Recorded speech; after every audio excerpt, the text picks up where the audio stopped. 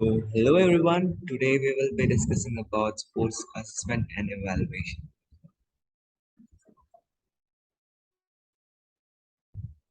Assessment and evaluation.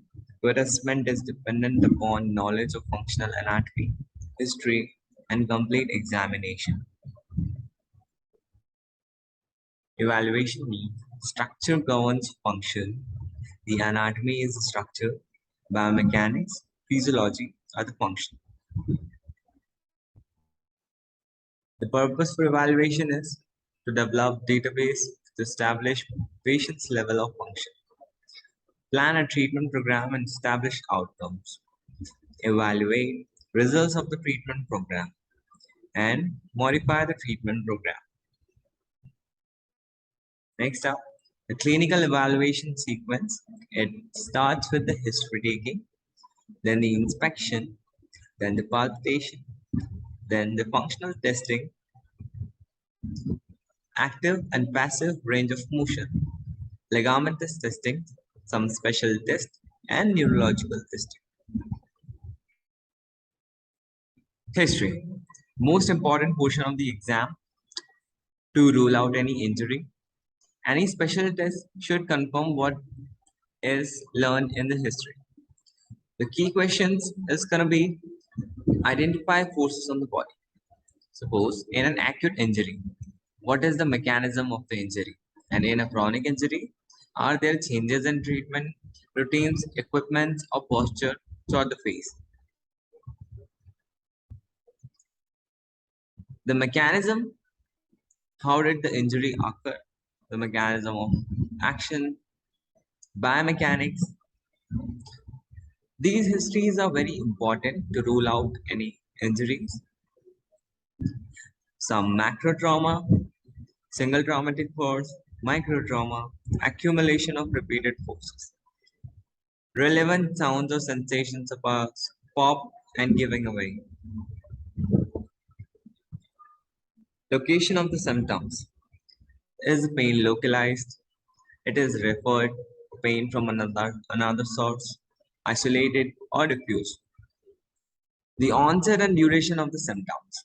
Sometimes it may be immediate pain versus the chronic pain. Classification for overuse injuries. Stage 1, pain after activity. Stage 2, pain during the or in the activity. Stage 3, constant pain throughout the face. The description of symptoms. That pain is sharp, dull, achy. Is it intermittent or constant? The question is weakness, paresthesia, numbness or tingling, some dysfunction or inability to perform activity, change in symptoms, the intensity change with specific motions, postures, treatment, modalities, and medications. Previous history. The previous injury, when did the previous episode occur? Who evaluated and treated injury? Diagnosis, course of treatment, rehabilitation, surgery performed. Did the previous treatment plan decrease the symptoms? Related history to opposite body part. Previous history of injury to uninvolved side. General health status. Congenital abnormality or disease.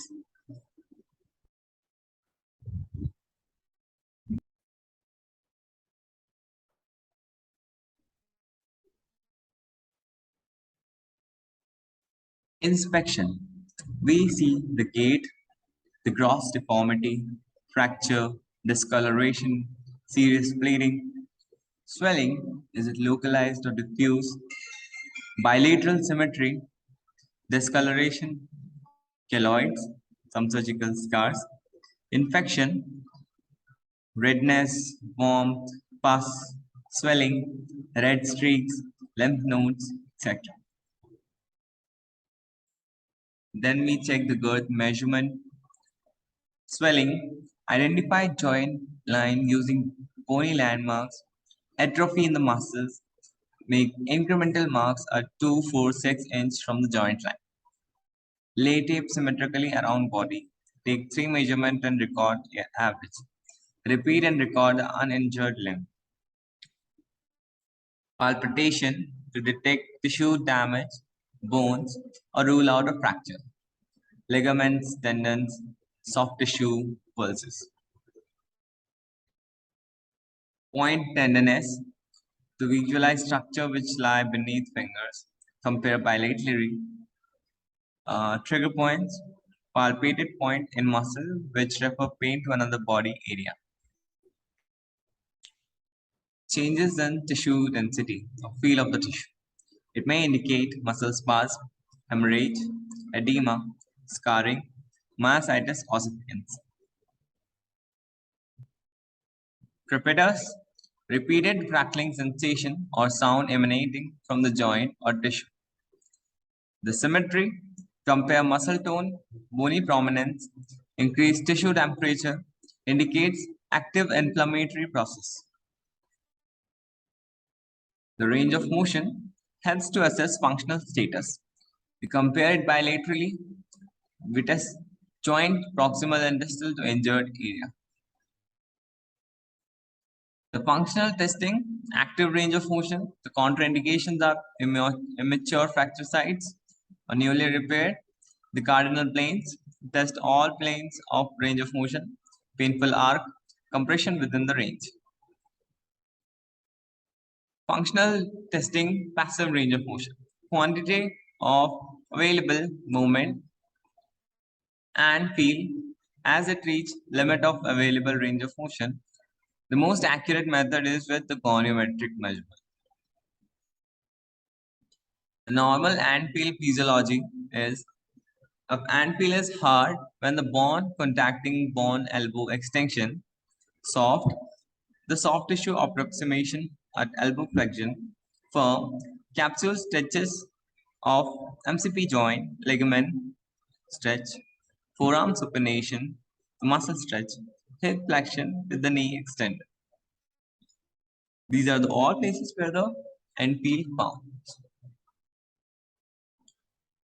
The abnormal antpeel pathology, the soft in soft tissue, edema, synovitis, firm, capsular muscular ligamentous shortening, hard, osteoarthritis or fracture, empty, in bursitis and joint inflammation.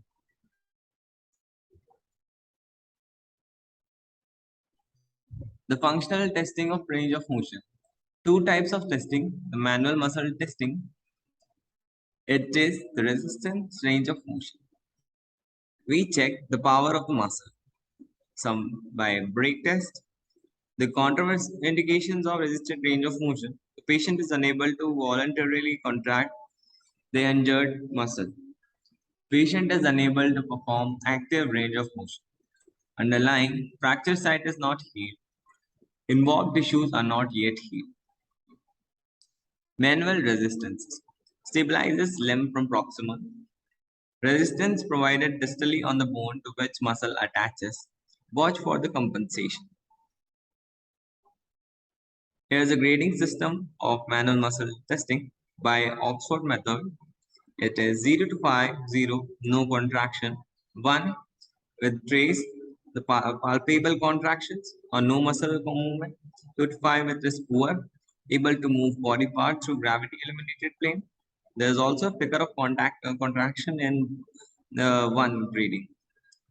In 3 to 5, fair, move against gravity throughout the range of motion. 4 out of 5, good, a moderate resistance from the proximal side. 5 of 5, the maximal resistance, other distal side. Strength, clinical significance, strength, pain, finding, good, none, normal, good, present minor soft tissue, weak, present major injury, weak, none, or neurological or rupture of chronic. Ligamentous and capsular testing. Ligamentous testing, we compare bilaterally, compare with baseline major correct positioning. If incorrect positioning may lead to false result. It is also can be done by some special tests such as anterior broad test and lateral test. Moving on to the special test, it is specific procedure applied to joint to determine the presence of injury. Unique to each structure, a bilateral comparison. Neurological or referred pain involves upper lower quarter speed of sensory, motor, and dependent reflex. Sensory involves dermatomes, motor involves myotome. As we all know that the sensory tasting is done bilaterally.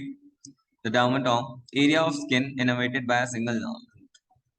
Slight stroke over area, a pinprick, is it sharp versus dull, hot versus cold. The motor setting, as we have seen by manual muscle testing. Primary injury survey by AVA.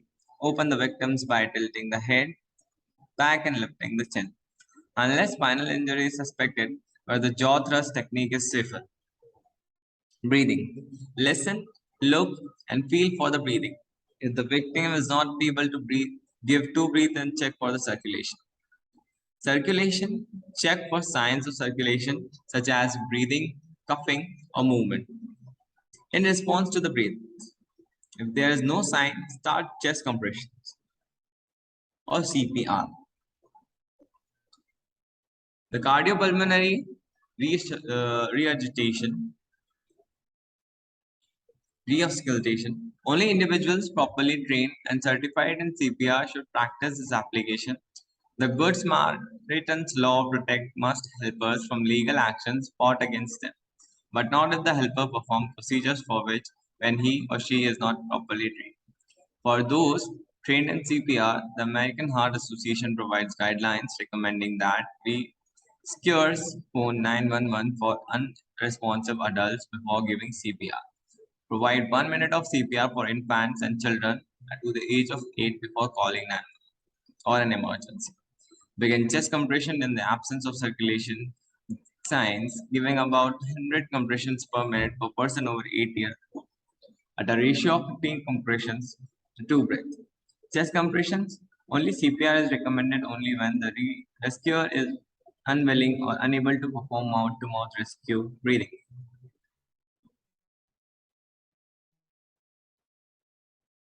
The secondary injury survey, take your time and be thorough, ruling out the most serious injuries first, gather history before touching the athlete, question others who witnessed the incident, like what happened, body part injured, which body part is injured, description of the injury, when did the injury occur, what factors influenced the injury, the speed, direction, the velocity, the force, the twisting, the hyperextension, was the sound heard, was it a pop, snap, was it a rip, where is the pain, is it located now, or has it changed?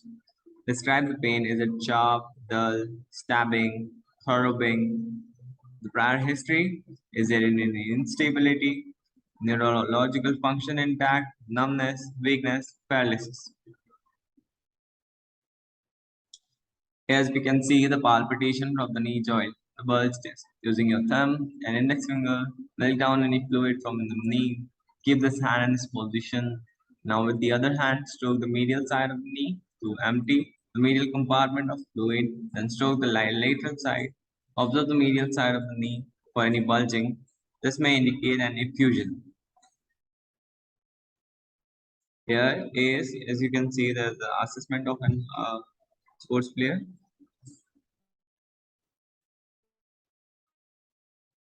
Thank you.